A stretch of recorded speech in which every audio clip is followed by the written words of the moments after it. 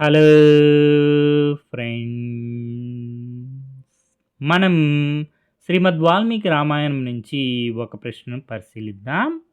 Question ఏంటంటే, what cos the initial major rift and hostility between the brothers వాలి and Sugriva?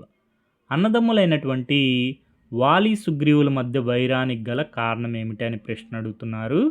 Options వచ్చి ఆ dispute over the division of their father's treasure, a misunderstanding regarding a battle with Mayavi in a cave, Sugriva's refusal to aid Vali in the war against Ravana, a disagreement over who should marry Tara. Answer వచ్చి option 2, a misunderstanding regarding a battle with Mayavi in a cave. మనం 10వ తరగతి తెలుగు ఉపవాచకం మన ఇతిహాసం రామాయణంలో పరిశీలిస్తే సుగ్రీవుడు శ్రీరామునితో ఈ విధంగా చెప్పసాగారు.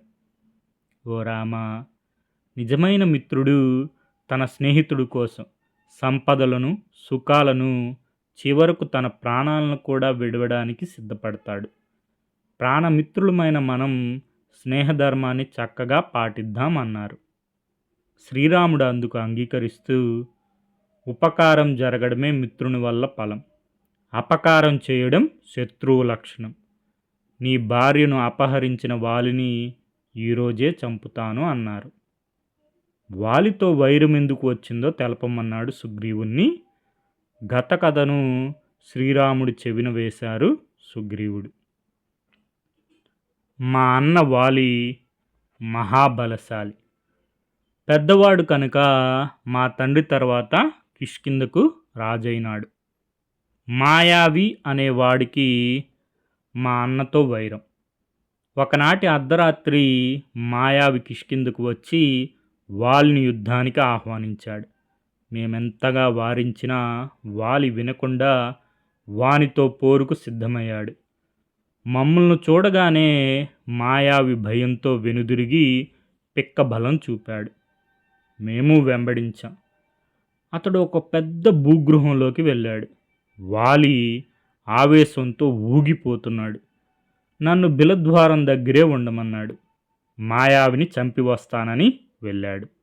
సంవత్సరమైంది, అన్న జాడే లేదు. నా ఆశలు అడుగంటాయి, ఆందోళన ఎక్కువైంది. ఇంతలో నురగతో కూడిన రక్తం గుహలో నుంచి బయటకు వస్తున్నది.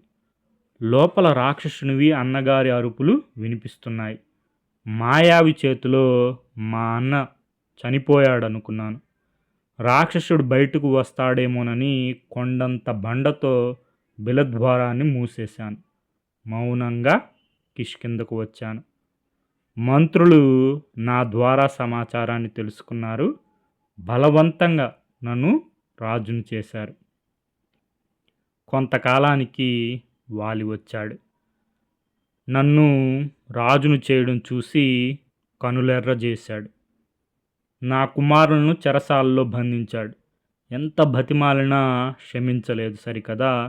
నన్ను రాజ్యభ్రష్టుణ్ణి చేయడమే కాదు, నా భార్య రూమను అపహరించాడు. ప్రాణభీతితో పరుగులు తీశాను. సమస్త భూమండలం తిరిగాను. చివరకు ఈ ఋష్యమూక పర్వతాన్ని చేరుకున్నాను. మతంగముని శాపం కారణంగా వాలి ఇక్కడకు రాలేడు. వాలి దుందుబి అనే రాక్షసుని చంపి విసిరివేసినప్పుడు ఆ రాక్షసుడి నోటి నుండి రక్త బిందువులు మతంగాశ్రమం మీద పడ్డాయి.